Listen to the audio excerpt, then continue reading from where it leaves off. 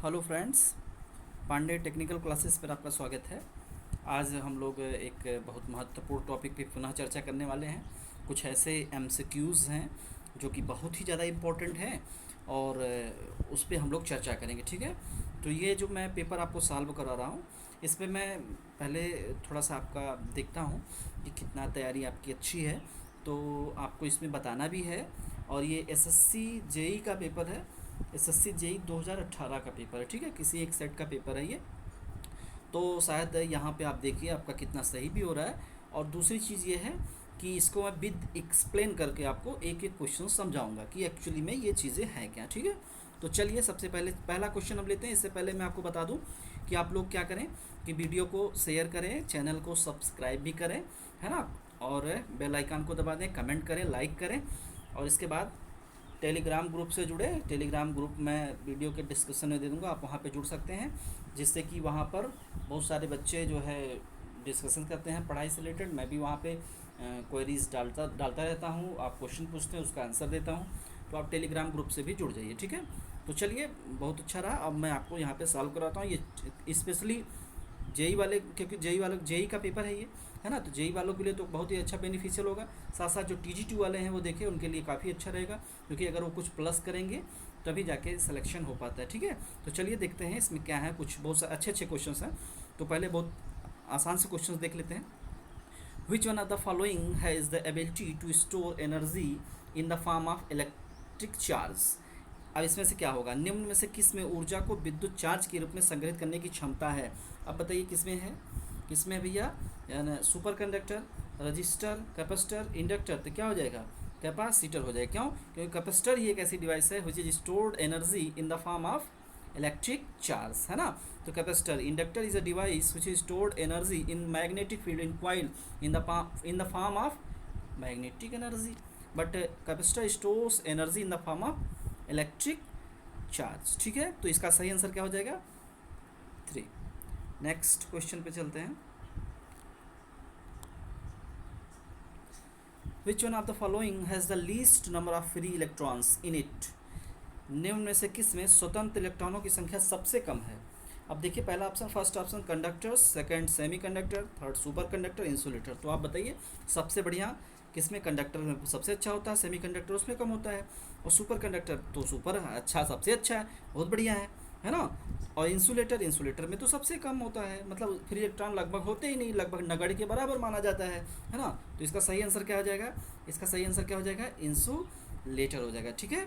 ये बहुत ही आसान से क्वेश्चन है, आई होप आपको आ भी रहे होंगे और आप आसानी से कर ले जा रहे हैं, ठीक है।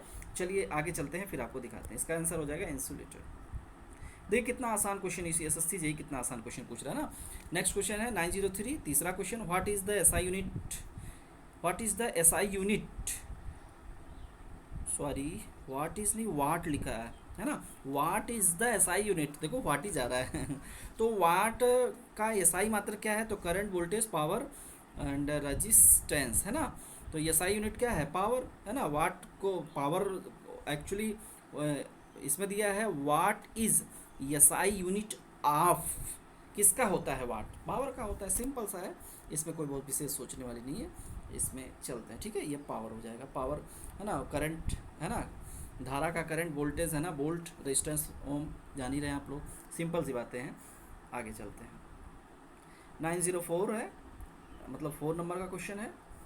तो 4 नंबर का क्वेश्चन क्या है, विच one of the following is the correct expression for the electrical power. तो इलेक्ट्रिकल पावर का करेक्ट एक्सप्रेशन क्या होता है, तो वी आर तो बिल्कुल नहीं है, वी अपान आर बिल्कुल नहीं है, वी स्क्वायर आर बिल्कुल नहीं है, वी स्क्वायर अपान आर ये होता है ना। आप जानते होंगे पावर का पी बराबर क्या होता है, वी स्क्वायर अपान आर होता है ना, वी स्क्वायर अपान आर। या पी बराबर क्या होता है, आई स्क्वायर इंटू आर होता है ना। या पी बराबर वी आई होता है, जानते ही आप लोग तो समझदार हैं। तो चौथा वाला सही हो जाएगा, 4th नंबर सही हो जाएगा। इसका करेक्ट आंसर क्या होगा, वी स्क्वायर अपान आर, ठीक है। अब नेक्स्ट क्या है, देखिए ध्यान से, एक अच्छा सा क्वेश्चन आ गया हमारे पास। What will be the resistance in ohms of a resistor when the current through the resistor is 2 ampere and the potential difference between the ends of the resistor is 40 volt, 40 volt, ठीक है।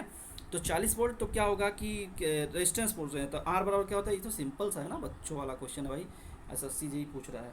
Are बराबर क्या होता है, V upon आई।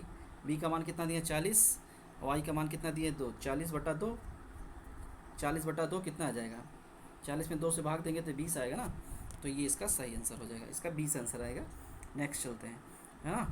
किसी कोई दिक्कत होगी तो कमेंट कर देना भाई, है ना, कमेंट करना तब मज़ा आएगा। अब देखो ये क्या है, 906, what will be the cross sectional area in square metre of a 18 metre long cylindrical wire when the resistivity of wire is 0.67 ohm meter and the resistance the wire is 12 ohm। ठीक है, तो देखिए इसमें कितना आसान question है, लगा दो भैया, क्या लगाना है, ये लगा दो, कहाँ गया, इसको लगाओ भाई। आर बराबर क्या है, रो एल अपान ए, सिंपल सा क्वेश्चन है ना। तो रो का मान इसमें दिया गया है ना, और हमको निकालना क्या है, cross sectional area. Cross sectional area rho का मान भी दिया गया है, आर का मान भी दिया गया है, यल का मान भी दिया गया है, तो क्या क्या दिया गया है देखते हैं, तो इसको निकालते हैं, रुक जाओ भाई, है ना।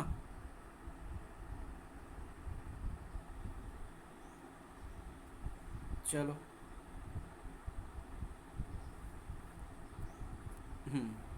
देखिए यहाँ से, तो आर बराबर रो एल अपान ए, तो ए बराबर क्या हो जाएगा, ए बराबर हो जाएगा आर आर, या हम कह सकते हैं यहाँ से रो एल, ऐसे भी कह सकते हैं, रो एल अपान आर, ये हो जाएगा। तो रो का मान कितना दिए हैं 0.67, तो चलो रखते हैं रो का मान पॉइंट, मतलब ये पॉइंट समझना 0.67, एंड ए का मान, यल का मान कितना दिए हैं गुणे 18, ठीक है। और क्या है, अपान रेजिस्टेंस 12, इसको काट दो भाई, है ना, इसको काटो भाई, इसको भाग दो, है ना, आप भाग दो, इसका आंसर, इसको आप काट देंगे, इसको आप काटेंगे तो इसका आंसर आ जाएगा 1.005 के आसपास, ये इसका आंसर आ जाएगा, ठीक है। अब देखो यहाँ से इसका एक्चुअली में आंसर क्या आ रहा है, 1 इसका आंसर है, ऑप्शन में 1 है, 1.005 तो है नहीं, तो 1 ऑप्शन में है, तो सिंपल है, इसको लगा देते हैं ना, तो शायद आपको समझ में आ गया होगा, सिंपल सा क्वेश्चन है, आराम से आगे चलते हैं। 907 क्या है भाई, है ना, 907 कह रहे हैं दिए गए विद्युत नेटवर्क में बराबर धारिता क्या होगी, इंग्लिश में देखना, determine the equivalent capacitance in microfarad of the given electrical network, है ना। इसमें क्या होगा भाई, इसमें सिंपल सा है ना, इसमें कुछ तो कुछ करना ही नहीं है ना, इसको धड़ाधड़ करेंगे भाई, जेई वाले स्टूडेंट तो तुरंत कर ले जाएंगे, है ना, और टीजी2 वाले भी कर ले जाएंगे, लेकिन ध्यान से देखो कितना सीरीज में है, 4 माइक्रोफेरेड, 10 माइक्रोफेरेड एंड 40 माइक्रोफेरेड। तो इसको कैसे निकालेंगे, अगर सीरीज में है तो 1 अपान करके, है ना, 1/4 प्लस 1/4 प्लस 1/10 और प्लस इसके आगे लगा देना 1/40, ठीक है, इसको कर लेना, ठीक है। अगर आप इसको करते हैं तो इसका एक, पहले इसको तीनों को करोगे, इसका जो इक्विवेलेंट आएगा, मैं निकालता हूँ, ये क्या होगा 1/c बराबर, तो रुक जाइए,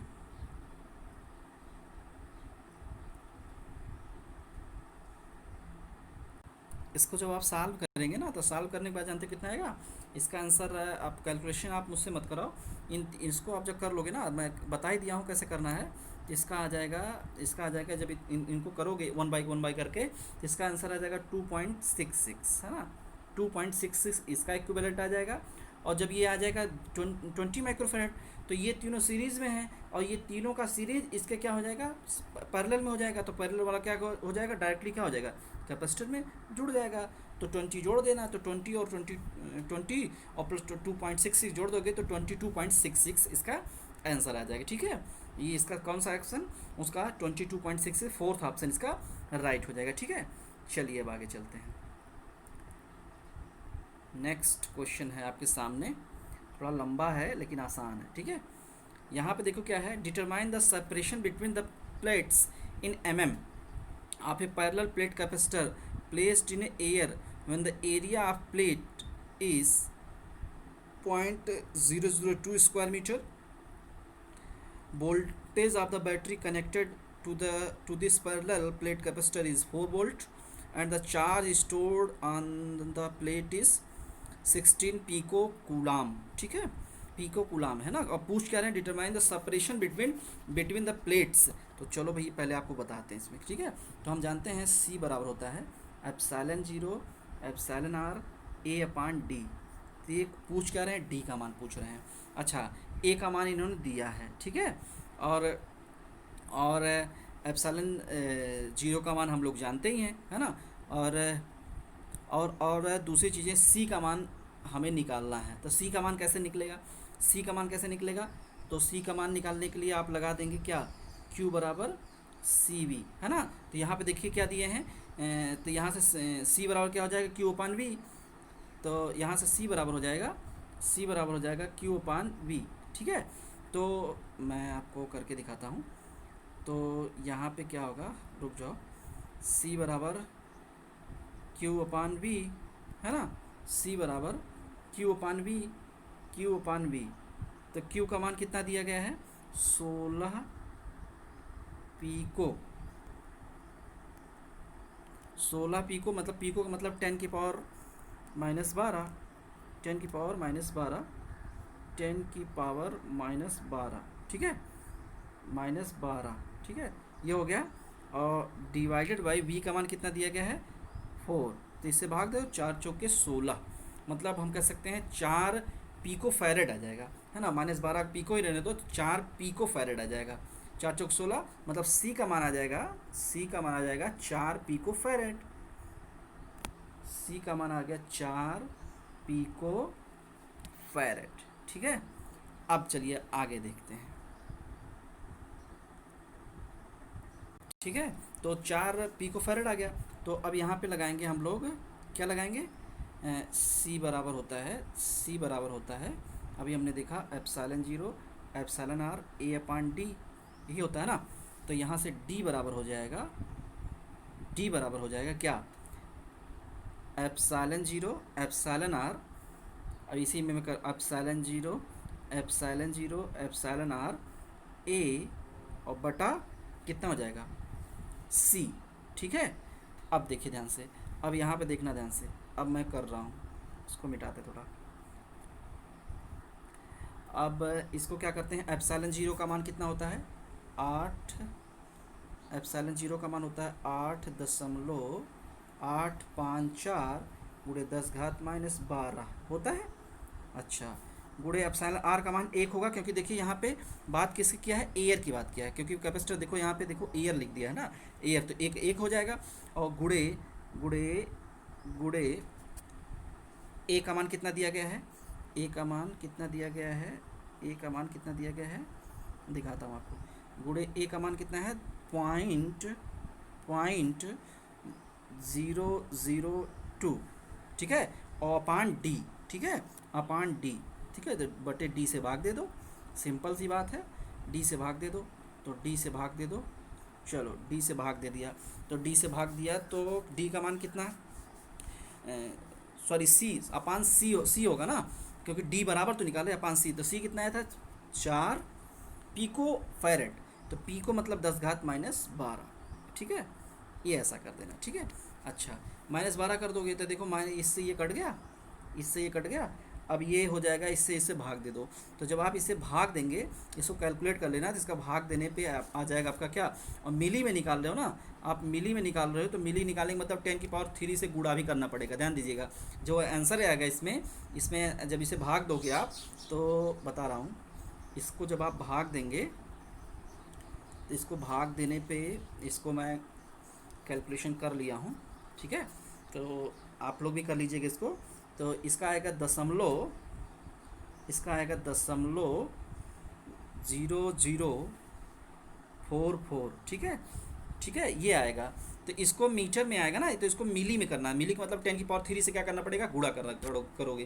तो 10 की पावर 3 से गुणा करोगे तो आ जाएगा 4.44। ठीक है, तो इसका सही आंसर क्या क्या हो जाएगा, 4.44। इसका कौन सा ऑप्शन सही है, पहला वाला ऑप्शन 4.44 सही हो जाएगा। ठीक, क्लियर है। चलिए आगे चलते हैं।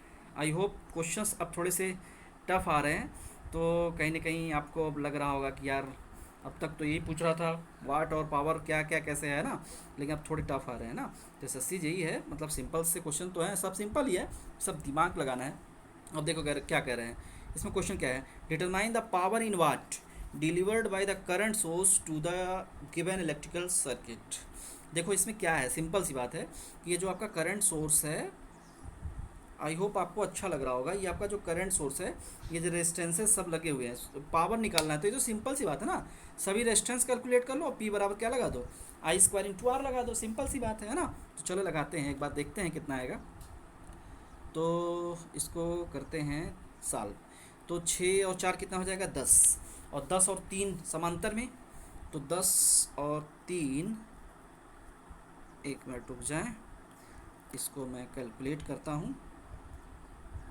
देखो ये जाएगा कितना हो जाएगा, रुक जाओ, 6 4 10, 6 4 10, और 10 और 3 क्या है समांतर में, तो 10 × 3 / 10 3 13, इसको सॉल्व कर दोगे तो 30 हो जाएगा, और 30 में कितने से भाग देना, 13 से, तो कितना आ जाएगा 2.30। ठीक है, इसका माना जाएगा 2.30। ठीक है, और इसमें आप क्या कर देंगे, 2 को प्लस कर देंगे। ठीक है, प्लस आप क्या कर देंगे 2। ठीक है, तो ये कितना आ जाएगा, ये आपका आ जाएगा 4.30। 2 प्लस क्यों कर देंगे, क्योंकि जो ये होगा ये इसके सीरीज़ में होगा, मतलब ये सीरीज़ में है और फिर इसके समांतर में हो गया, फिर ये इसके क्या हो जाएगा, सीरीज़ में हो जाएगा।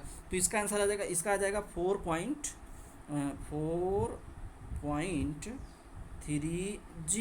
ओके, 4.30। अब देखो सिंपल सी बात है ना, अब तो मज़ा आएगा ना। अब देखो क्या आ रहा है इसमें, अब क्या करना है, अब देखो अब करना क्या है कि 4.P बराबर लगा दो I² × R। तो I का मान कितना है 5, तो 5 हम 25, और गुणे कितना 4.30, तो गुणा कर दो 25 का इसी में गुणा कर दो, आंसर आ जाएगा 107.69। ठीक है, 107.69। ठीक है, 69 आ जाएगा। ठीक है, अब देखो इसमें ऑप्शन मैच करो कौन सा आ रहा है, 107.6 कोई आ रहा है, दूसरा वाला ऑप्शन है, देखो 107.6। ठीक है, 107.6 आ गया। देखो क्वेश्चन कितना बड़ा है, लेकिन बहुत छोटा सा क्वेश्चन हो रहा है ना, सिंपल हो रहा है। ठीक है, चलो ये देखो क्या है, हमारे पास क्वेश्चन एक आ गया। ठीक है, एक क्वेश्चन ही आ गया, चलो देखते हैं इसमें क्या आएगा। सिंपल सा है, कह रहे हैं determine the power in watt of a lamp A and B respectively for a given circuit diagram. दिए गए परिपथ आरेख में लैंप ए और लैंप बी की शक्ति वाट में निर्धारित करें। तो कैसे होगा, पहले तो सबसे पहले पावर का कैलकुलेशन कैसे आप कर पाएंगे, पावर का कैलकुलेशन आप ऐसे कर पाएंगे, सबसे पहले तो सर्किट में देखो, इसमें हमको वोल्टेज नोन है और रेजिस्टेंस नोन है, तो आपको करना क्या होगा, देखो इसमें करना क्या होगा, सबसे पहले टोटल रेजिस्टेंस निकालो, तो 10 और 5 कितना आ जाएगा, 10 और 5 15, और 15 तो आई बराबर कितना आएगा, आई बराबर आप निकालोगे तो इसमें 10 और 5 ये सीरीज़ में है ना, तो 10 5 15, तो यहाँ से जब आई बराबर निकालोगे तो आई बराबर हो जाएगा क्या, वी अपान आर। तो वी का मान कितना है भाई 40, और 40 बटा कितना आ जाएगा 40/15। ठीक है, 40/15, इसका आंसर कितना आएगा 2.66, इसका आ जाएगा 40/15 का। ठीक है, 40/15 का कितना आ जाएगा, 40/15 का आ गया, जब भाग दोगे आप, अब भाग दे लेना है ना, भाग दे लेना 2.66, ये आ गया क्या, करंट का मान आ गया, करंट का मान। अब देखिए इसका पावर कैलकुलेट करना है पार्टिकुलर, तो इसका पावर कितना होगा, तो इसका अगर निकालेंगे तो P बराबर क्या होता है I² × R, है ना। तो I² मतलब इतने का स्क्वायर, इसके लिए लैंप ए के लिए इतने का स्क्वायर और गुणे R का मान 10, है ना, इसको सॉल्व करो, है ना, इतने का स्क्वायर गुणे 10, ठीक है। तो इसी में भैया गुणा करो, आप लोग गुणा करो भाई, तुम लोग गुणा करो, है ना, गुणा करो 2.666, ठीक है। ये गुणा कर दिया और गुणे 10 कर दिया तो कितना आएगा, 71 आएगा आसपास। आई होप 71 के आसपास आएगा। कोई ऑप्शन है क्या 70 के आसपास? हाँ ऑप्शन है, ठीक है, ऑप्शन है, very good very good very good. इसको करना तो इसका आ जाएगा, पहला आ जाएगा 70 या 71 के आसपास आ जाएगा, ठीक है। इसको आप कैलकुलेशन करना, तो ए वाले का आ जाएगा 70, ठीक है, 70 आएगा एकदम। कैलकुलेट आप एकदम करोगे 70.676 या 71 के आसपास आएगा। और इसी प्रकार दूसरे वाले का लैम्प बी का निकालोगे तो इसके भी लैम्प बी का अगर आप पावर निकालते हो तो उसमें भी क्या करना पड़ेगा, 2 I² R लगा देना, क्योंकि एक ही करंट दोनों में जाएगी। तो 2.66 का होल स्क्वायर और इंटू 5, ठीक है। तो इसमें आप क्या करोगे, इसमें भाई क्या करो, आप गुणा करो भाई, आप लोग गुणा करो, गुणा करो, इसका आंसर कितना आएगा, ठीक है, गुणा करो, ठीक है। इसका तो मैं कैलकुलेट कर रहा हूँ, इसका आ रहा है 35.37, है ना। इसका मतलब देखो कौन सा सही हो रहा है, एक आ रहा है 70.76, एक और आ रहा है 35.37, ठीक है। तो आई होप आपको अच्छा लग रहा होगा, ठीक है। अगर किसी भी क्वेश्चन पे आपको लगे कि ये क्वेश्चन हमको समझ में नहीं आया तो आप कमेंट बॉक्स में कमेंट करना, मैं आपको बताऊंगा कि एक्चुअली में कहाँ आपको नहीं समझ आया, उस क्वेश्चन को मैं आपको बताऊंगा, ठीक है। ये सिंपल सा क्वेश्चन था, हो गया, ठीक है। अब देखिए इसमें क्या है, चलो देखते हैं ये क्या है। इसमें क्या है, which one of the following is true. First option है superposition theorem is not applicable for voltage calculation. Second option है superposition theorem is not applicable for power calculation. Superposition theorem is not applicable for bilateral event. Fourth option है superposition theorem is not applicable for passive element. तो एक चीज़ ध्यान दीजिएगा, सबसे पहले आप ध्यान दीजिएगा, सुपरपोजिशन थ्योरम बी वाला ऑप्शन देखिए, superposition theorem is not applicable for power calculation. Power के कैलकुलेशन के लिए सुपरपोजिशन थ्योरम का उपयोग नहीं किया था, वोल्टेज और करंट के लिए किया जाता है। ये बहुत इंपॉर्टेंट क्वेश्चन है, कई बार आ चुका है, एक बार एनटीपीसी में पूछा था, और आप आर के राजपूत की किताब पढ़ेंगे तो वहाँ पे दिया हुआ है, आप जाके देखेंगे तो कहीं आप कंफ्यूज ना होइएगा। आर के राजपूत की किताब पढ़ेंगे तो वहाँ पे मिल जाएगा, वोल्टेज करंट एंड पावर तीनों के लिए यूज होता है, लेकिन वहाँ पे गलत दिया हुआ है। सही जो है वो वोल्टेज करंट के लिए होता है, पावर के कैलकुलेशन के लिए नहीं होता है। तो इसका सही आंसर दूसरा हो जाएगा, ठीक है। Superposition theorem is not applicable for power calculation, ठीक है। चलिए नेक्स्ट क्वेश्चन क्या है, नेक्स्ट क्वेश्चन है आपका, next which one of the following is active element in circuit. Active element क्या है, voltage source, capacitor, resistors, inductors, current source. ये तो सिंपल सा क्वेश्चन है, कैपेसिटर एक्टिव नहीं, पैसिव एलिमेंट है, रेजिस्टेंस भी पैसिव, इंडक्टर भी पैसिव, और जो करंट सोर्स है ये कैसा है, करंट सोर्स हो, वोल्टेज सोर्स हो, ये सभी क्या है, पैसिव एक्टिव एलिमेंट हो। जस्ट लाइक डायोड्स वगैरह जो होते हैं वो उसमें आ जाते हैं ना, एक्टिव एलिमेंट्स में, ट्रांजिस्टर वगैरह, ट्रांजिस्टर। तो एक्टिव एलिमेंट क्या होता है जानते हैं आप लोग, active element and passive element. Active element जो खुद एक सोर्स ऑफ एनर्जी होते हैं, और पैसिव एलिमेंट जो होते हैं वो सोर्स ऑफ एनर्जी नहीं होते, ठीक है, ये अंतर होता है, ठीक। चलिए नेक्स्ट क्या है, the close path made by the combination of several branches of a network is called terminal.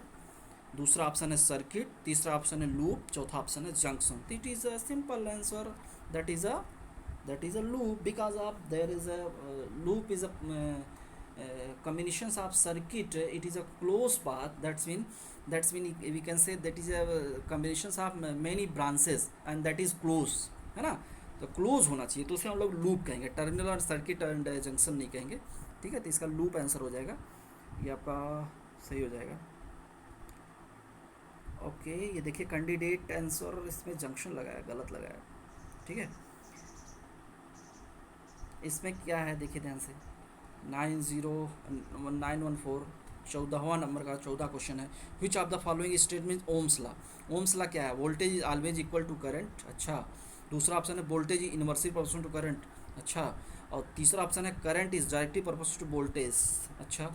And fourth है current does not depend on, ये सब क्या है यार, तीसरा ऑप्शन सही ना, सिंपल सी बात है, सिंपल सी बात है, इसमें सोचने वाली विषय नहीं है ना, सिंपल सी बात है। कौन सा हो जाएगा, current I proportion to V या वी प्रोपोर्शन टू आई, बात एक ही है, ठीक है।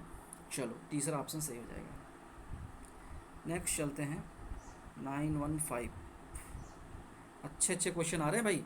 ये क्या है, what will the current of I5 in ampere of the given network. I5 चाहिए इनको, I5 चाहिए। अच्छा देखो सिंपल सा क्वेश्चन है, देखने में बहुत भारी लग रहा है लेकिन है बहुत सिंपल सा, ठीक है। चलो दिखाते हैं आपको। यहाँ से देखिए, पहले इस पॉइंट को कंसीडर करो। यहाँ से देखिए 2 एम्पियर करंट आ रही है, यहाँ से 5 एम्पियर करंट आ रही है, यहाँ से 4 एम्पियर करंट आ रही है, और यहाँ से देखो निकल जा रही है।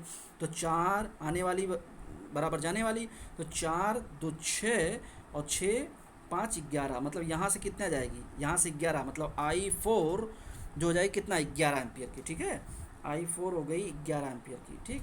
अच्छा I4 हो गया 11 एम्पियर का। अब देखो ध्यान से, I4 यहाँ पे 11 हो गया। अच्छा 11 अब यहाँ पे गया, तो 11 में से देखो 2 इधर निकल गया, ठीक, 2 इधर निकल गया, और बचा कहाँ क्या क्या। अब जो बची हुई करंट है वो इधर जाएगी और इधर जाएगी, तो हमको यही वाला कैलकुलेट करना है। तो 11 में से पहले 2 गया तो कितना बचा 9। अच्छा अब इधर से कितना जाएगा, ये इस वाली शाखा में कितना गया, देखो 4 इधर निकल गया, 3 इधर निकला, 4 3 7, मतलब 7 इधर से निकला, 7 इधर से निकला। आप समझिए थोड़ा सा, ये 11 था, 2 इधर से निकला और 7 इधर से निकला, तो बचा कितना, तो 7 2 9, और 9 इधर निकल गया, तो 11 में से 9 जाएगा कितना, 2 बचेगा ना, मतलब यहाँ पे कितना आ जाएगा 2 आ जाएगा, ठीक है। सिंपल सा है, बहुत ही देखने में बहुत भयंकर, लेकिन है कुछ नहीं, ठीक है। तो 2 आंसर आएगा, करेक्ट आंसर 2 ही है, ठीक है। अच्छा अब आगे चलते हैं। ये देखिए नेक्स्ट क्वेश्चन है 916 नंबर का क्वेश्चन है।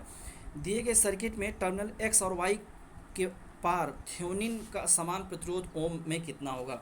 मतलब ये दिए हैं एक्स वाई 2 टर्मिनल है और आर टी एच पूछ रहे हैं ना, सिंपल सी बात है, वी टी एच नहीं पूछ रहे हैं, आर टी एच पूछ रहे हैं। तो आर टी एच कितना होगा बंधु। अब देखो जब इसके ऐसे करेंगे एक्स वाई के बीच में, तो आप जानते हैं करंट सोर्स को ओपन कर दिया जाता है, वोल्टेज सोर्स को क्या करते हैं हम लोग स्टार्ट कर देते हैं, तो ये स्टार्ट हो जाएगा और ये भी स्टार्ट हो जाएगा। और अगर हम इसके बीच में इक्विवेलेंट निकालेंगे, इसके बीच में इक्विवेलेंट निकालेंगे, तो सर्किट आपकी कुछ ऐसे ही बनेगी। मैं एक बार आपको बना के दिखाता हूँ इसकी सर्किट, इसकी संशोधित सर्किट बनेगी आपकी ऐसे, ऐसे सर्किट बन जाएगी। मैं बना रहा हूँ, ये एक ऐसे रेजिस्टेंस होगा, ऐसे रेजिस्टेंस एक ये है, ठीक है, और दूसरा रेजिस्टेंस ये बनेगा, और यहाँ पे इक्विवेलेंट पूछा जा रहा है, ठीक है। तो अब आप देख सकते हैं कि ये दोनों कैसे हो जाएंगे। यहाँ पे इक्विवेलेंट पूछा जा रहा है ना, इन दोनों टर्मिनल्स के मध्य में इक्विवेलेंट पूछा जा रहा है, तो इक्विवेलेंट कितना आएगा, दोनों समांतर में हो रहे हैं, तो 8 और 6 समांतर में करके देखो थोड़ा भाई, 8 और 6 समांतर में करके देखो कितना आ जाएगा। हाँ समझ में आ रहा होगा, दोनों समांतर में आ जाएंगे, एकदम सिंपल सी बात है। तो 8 8 गुणे 6 बटे 8 6 14, ठीक है। इसको करना 8 6 48 है ना, 48 और डिवाइडेड बाई कितना 48 डिवाइडेड बाई 14, ठीक है। 14 कितना आ जाएगा, 3.42 के आसपास आना चाहिए यार, 3.42 के आसपास आना चाहिए, हाँ 3.43 ये वाला आपका ऑप्शन हो जाएगा। कुछ करना नहीं है, 3.43 सिंपल सा क्वेश्चन है, कहीं घबराने की जरूरत नहीं, ठीक है। चलिए अब आगे चलते हैं।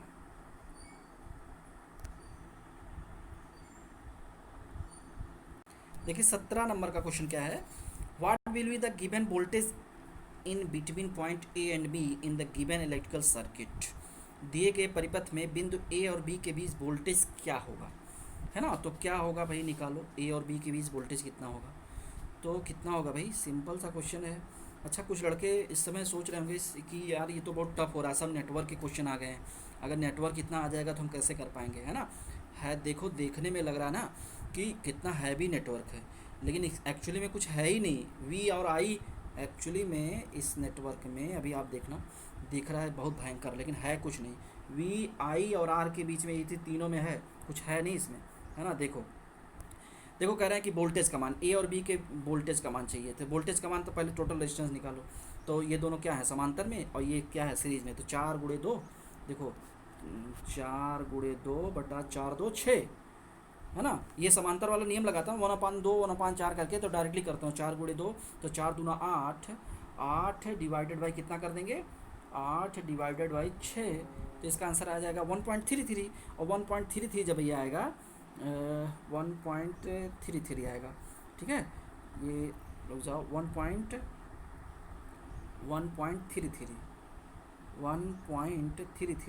तो 1.33 आ गया। और इसमें ये कितना है भाई, ये कितना है 8, तो +8 कर दो, तो +8 अगर करोगे तो 8.33 आ जाएगा, है ना। 8 नहीं 9.33, तो प्लस इसमें 8 करो, +8 करोगे तो 9.33 आ जाएगा। अच्छा 9.33 आने दो, तो 9.33 आ गया ये इसका टोटल रेजिस्टेंस।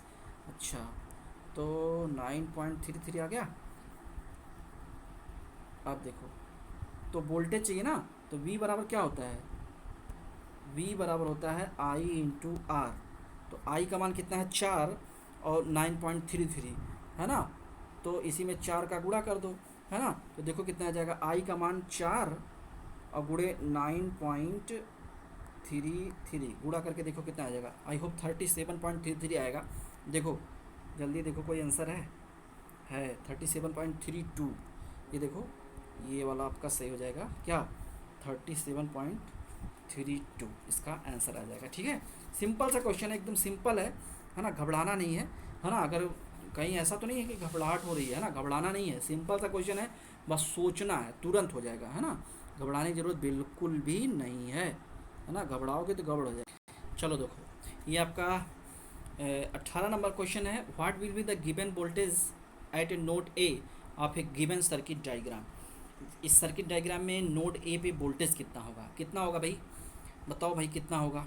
कितना आसान क्वेश्चन है ना। इस नोड पे वोल्टेज कैसे लगाएंगे, लगा दो भाई, सिंपल सा है, नोडल एनालिसिस लगा दो। और जिस नोड पे हम काम करते हैं उसे सुपर नोड बोला जाता है, नोडल एनालिसिस लगा दो, सिंपल सी बात है, आपका आंसर आ जाएगा। अब आपके समझ में ये नहीं आ रहा कि नोडल एनालिसिस लगाएंगे कैसे कह दे रहे हैं कि भैया नोडल एनालिसिस लगा दो, है ना। तो नोडल एनालिसिस लगाने का तरीका मैं आपको बता दे रहा हूँ, कैसे आपको नोडल एनालिसिस लगाना है, ठीक है। चलो बताते हैं। इसका विभव मान लीजिए VA है, ठीक है। तो आप इस पॉइंट पे KCL लगाओ, KCL किरचॉफ करंट लॉ। और मान लेते हैं क्योंकि सुपर नोड है ना, ये सुपर नोड मान लेते हैं, तो सुपर नोड में हम मान लेते हैं कि करंट इधर आ रही है, ठीक है, और ये करंट इधर जा रही है, ये करंट यहाँ से सभी करंट जा रही हैं, ठीक है। ये कोई ज़रूरी नहीं है सभी को आना भी मान सकते हैं, सभी को जाना भी मान सकते हैं। मान लीजिए कि इस नोड से सभी करंट जा रही है, ठीक है। तो अब क्या करना है कि ये इस पॉइंट का विभव कितना आएगा, इस पॉइंट का विभव कितना आएगा 12 वोल्ट, इस पॉइंट का विभव कितना आएगा 24 वोल्ट, और इसको अर्थ मान लेते हैं 0, तो यहाँ का विभव कितना आएगा 0 वोल्ट, ठीक है। सिंपल सी बात है ना। तो अब इसमें लगाओ, अब इसमें इसको सॉल्व करो भाई, कितना आ जाएगा। तो यहाँ से यहाँ का पोटेंशियल डिफरेंस कितना होगा, ये हो जाएगा VA, समझना ध्यान से, VA -12 और बीच का रेजिस्टेंस बटा कितना आ जाएगा 2, ठीक है। और ये भी जा रही है, सारी जाने ही वाले हैं, तो या तो माइनस माइनस ले रहे हो तो प्लस प्लस ले लो, तो एक ही तरफ कर लो, तो सारी जाने वाली हैं तो एक ही तरफ ले लेते हैं, तो प्लस ही कर लेते हैं। अगर माइनस लेंगे तभी पक्षांतर करेंगे तो प्लस ही हो जाएगा, तो प्लस दूसरा हो जाएगा। रुक जाओ यार, काफ़ी कॉम्प्लिकेटेड हो जा रहा है ये, मैं सिंपल सा इसको करके दिखाता हूँ आपको, क्योंकि बहुत डर्टी हो जा रहा है ना, ठीक है। चल ये हो जाएगा VA -12 बटा कितना 2 प्लस, अब देखो या इस इधर का देखते हैं, तो ये हो जाएगा VA